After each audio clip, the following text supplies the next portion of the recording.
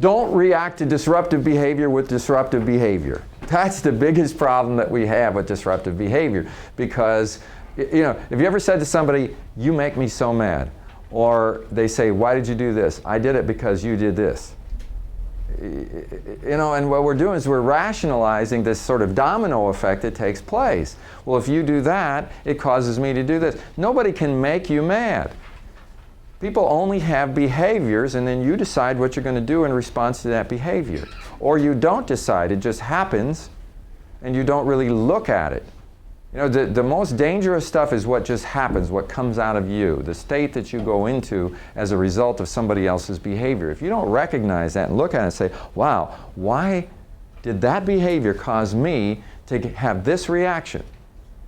And start learning how to change your habits and not react so much. Some people take everything personally, whether the person meant it personally or not. They take it as a personal attack.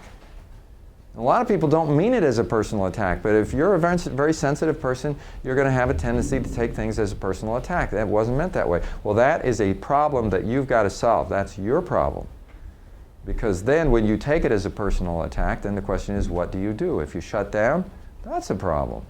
If you retaliate, that's a problem. I mean, some people retaliate with anger, and some people get passive-aggressive. They find little ways of getting even. And other people shut down, which is a passive approach. And you just have to always understand that people don't always see things the way you do. And you want to be careful about taking offense so quickly. Go back and talk to them and try to understand what their intent was. Don't look at the behavior as having meaning. Look at the behavior as just something that bothers you and needs to change, but it doesn't mean anything. Go to the intent. That's what means something. And try to find out what their intent was. And see, a lot of people are really good at finding out intent, and some people are not. And if you look at that as being the heart of conflict management, is to go to a person and find out the intent behind the behavior.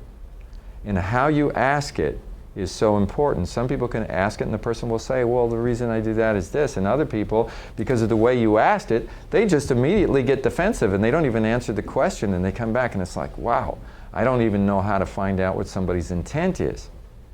The effectiveness of your communication measured by the response you get. So if you go and ask somebody intent and they won't give you intent, there's something you're doing wrong, because you should be able to get them to do that. So you got to learn how to do it. But see, some people don't care about what your intent is. I've just judged you based on the behavior. The way I've interpreted it, that was what you meant. Well, that's not true. It's just not true.